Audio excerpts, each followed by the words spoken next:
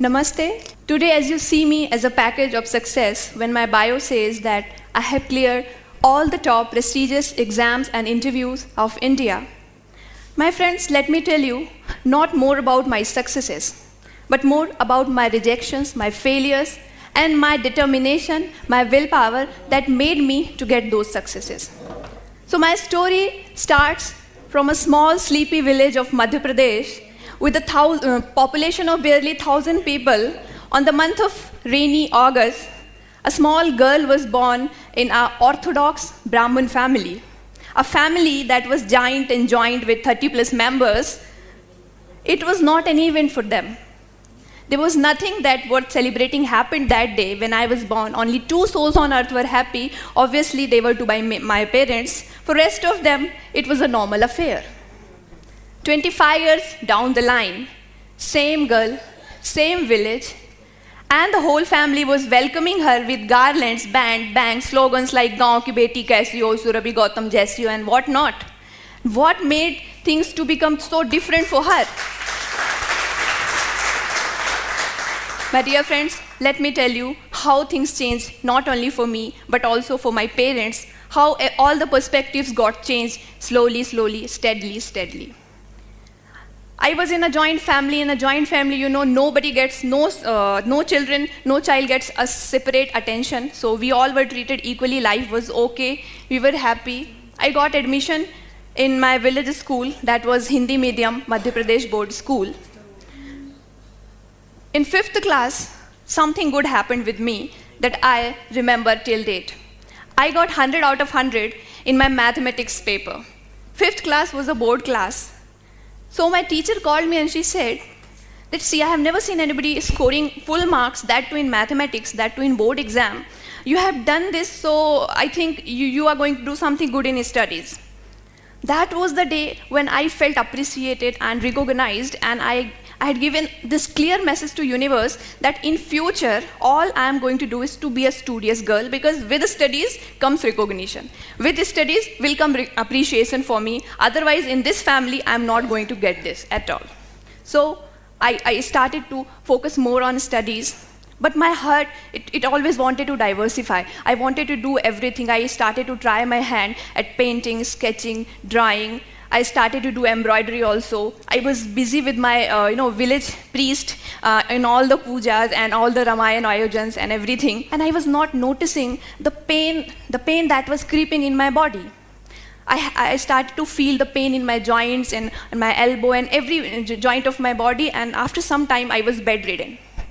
My parents took this decision with their meager resources to take me there. We went there at a place called Jabalpur. And doctor said that your daughter has this rheumatic fever. What happens in this disease is there are viruses always present in air. Now and then they attack the body of children and they create pain. And when it becomes serious, what happens? They attack your heart and they disturb the semilunar valve. And in some cases, it leads to death also. It was a shock for them. But then they asked that what can be the possible treatment. As a treatment, doctor suggested that she should be given the dose of antibiotic, and that antibiotic was penicillin. There is some problem with penicillin. What happens, as soon as it enters the body, it gets solidifies when it comes in contact with air. So it was again a problem because I had to be injected with penicillin in every 15 days, and not every MBBS doctor was ready to do this, because it can also lead to death in some cases. So in village, in every 15 days, it was also difficult to get a skilled doctor to inject me with the confidence that I will not die. Well, life was going okay. There was a problem of electricity in my village, so I had to study in kerosene lamp. I had other problems. There was no tuition. School situation was also very bad. Then the second best thing of my life happened. It was a 10th class result. My 10th results came, and I again scored 100 out of 100, this time not only in mathematics, but also in science. And my percentage were good enough to place me in the state merit list. Well, I became a pseudo celebrity of my village. I was in news for quite a week, and the newspaper interviewer came to me, and he started to ask me questions, how you did this, this is a great achievement and all. And at last he asked one question. Surabhi, what do you want to become when you grow up? What is your career choice? Well, I was not knowing what a career is. All I was knowing that, okay, I'm good at dancing, so I can be a dancer. I can be a singer too. I can paint also. But a career, I told him, sir, I cannot recall anything. I cannot answer this question to you. He said, come on, you have to answer this. You have got a place in merit list. Suddenly, a word flashed in my mind out of nowhere, and I said, I want to be a collector. Well, he got the headline for the next day, and I was damned. Next day, the news came, collector banna chahti hai Surabhi. This news changed, course of everything for me after that. Everyone was coming to my home with the sweets to my parents, and they were saying that, Gautam ji, aapki ladki kuch acha karegi. I was enjoying all that limelight, but I was not knowing how to be a collector, what a collector is, and how important he is for society.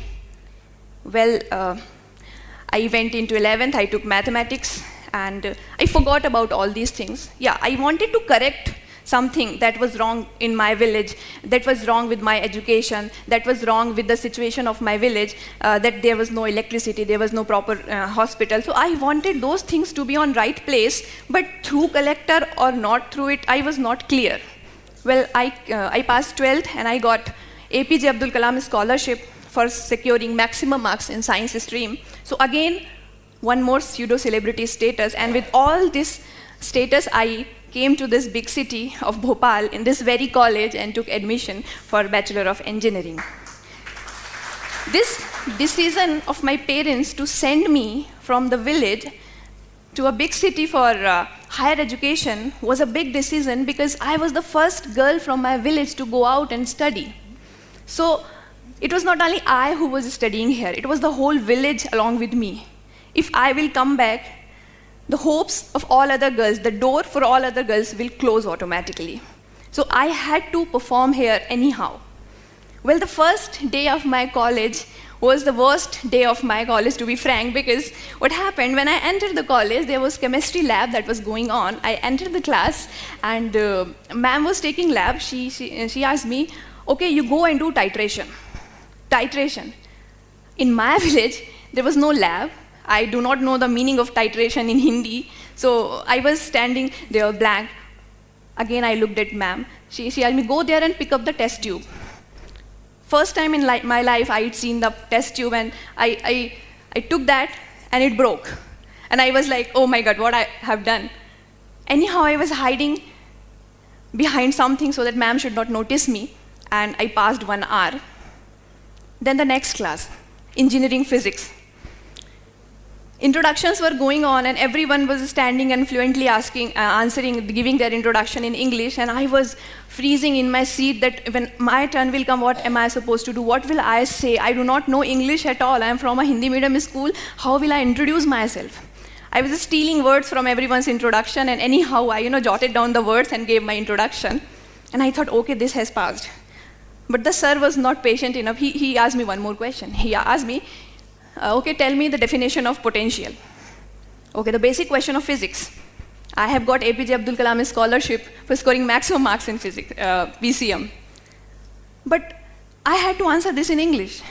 And I cannot frame a sentence, a single sentence in English. So I just stood there and I kept mum. The teacher came to me and he said, have you really completed your 12th? Have you really passed it? You cannot answer this very basic question of physics. Only I knew how much I love physics. I'm not answering this not because I do not know physics. It is because I do not know English. But this all was going on in my mind only. I was not able to speak anything. Well, I came back to my room and I wept. I cried. I just wanted to pack my bag and go back to my village. No more higher education, nothing else. This city is not meant for me. This college is not meant for me. These people are not meant for me. I called my parents.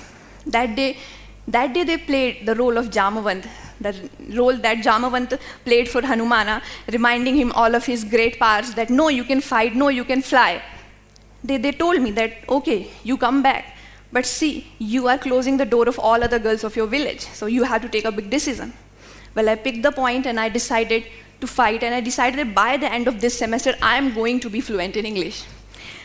Well, I took my engineering books, I jotted down all the spellings and everything, I pasted them on my wall, and all my walls were colored with spellings, and I was always on the revision mode. And it went deep inside my subconscious mind that, my dreams also were in English after that. Like all the characters, be it. And in first semester, I topped not only my college, but I topped the whole university, and I got Chancellor Scholarship for that. That day I had this belief that if you really want to achieve something, anyhow, you do not have any means, because when I wanted to improve my English, I was not able to take coaching, and I was not having any English medium friend, so I was totally unarmed. But I do not know how the universe conspired, and I finally was able to give a TED talk even in this platform.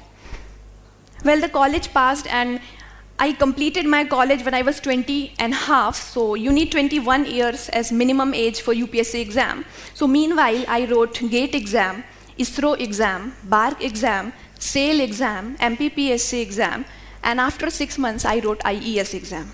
And my dear friends, I qualified all of them. When the first call letter that I got, that was from Bhabha Atomic Research Center, Department of Atomic Energy, Mumbai.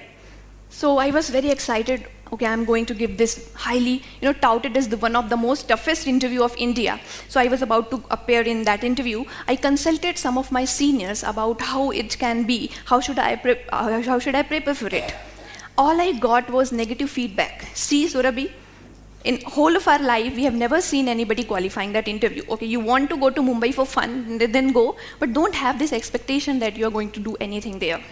Well, all this negativity, I appeared in interview.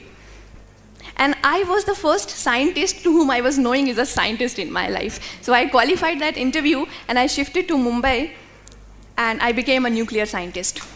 Well, I wrote IES exam meanwhile, and it takes 1 year for the results to come. After 1 year, the result came. And I was AIR 1, not from any IIT, not from any NIT. I was from UIT, and I topped the exam.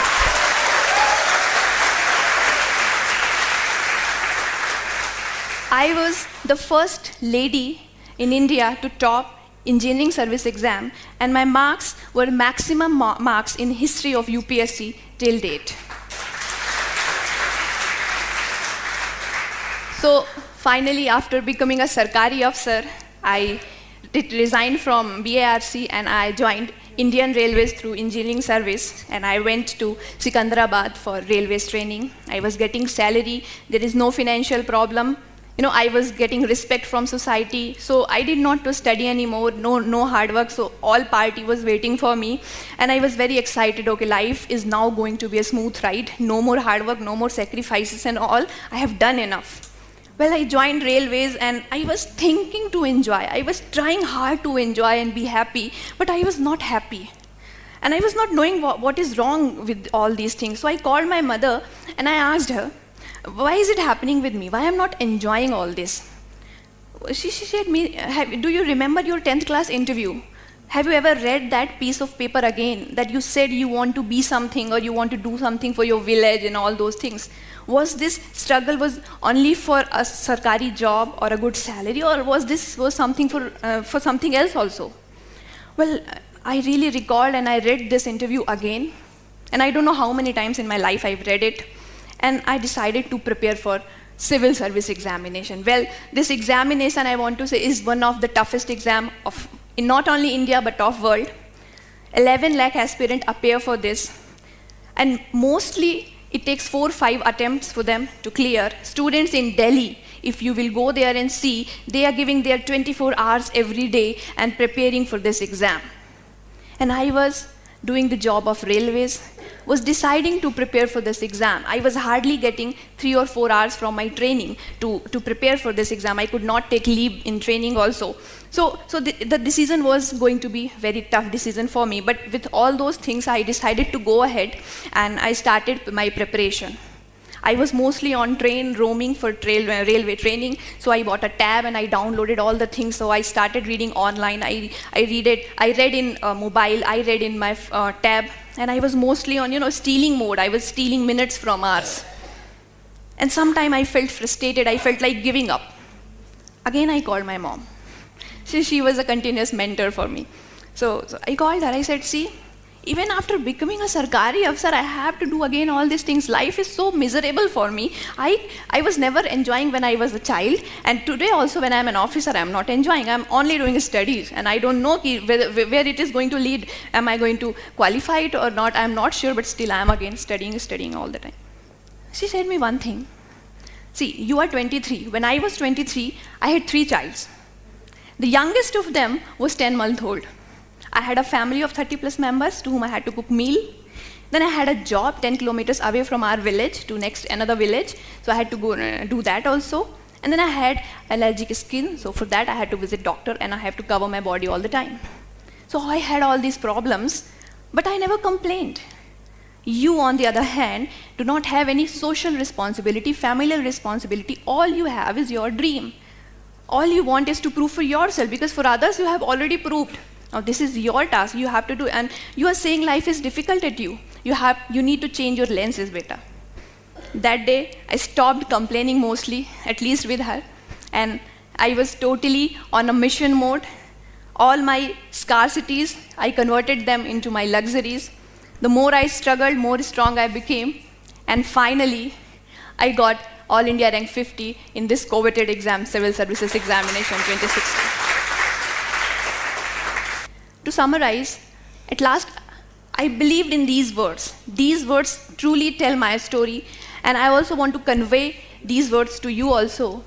There is no substitute of hard work, and there is no shortcut to success. And my own 4 lines that I wrote, I want to say, जो नहीं मिला है उसका गम जो करती, जो नहीं मिला है उसका गम जो करती, हासिल मौकों में फिर यूं नहीं संवरती, किस्मत से लड़कर पाना भी तो जिद है, किस्मत से लड़कर पाना भी तो जिद है, ये बातें मुझ में फिर यूं नहीं उभरती। मुझको भी गम होता था ना मिलने का, लेकिन खुद से ही वादा था चलने का। मुझको भी गम होता था ना मिलने का, लेकिन खुद से ही वादा था चलने का। कदमों ने जितना नापा उतना कम है, कदमों ने जितना नापा उतना कम है, यही रहस्य है मंजिल से मिलने का, यही रहस्य है मंजिल से मिलने का। Thanks for being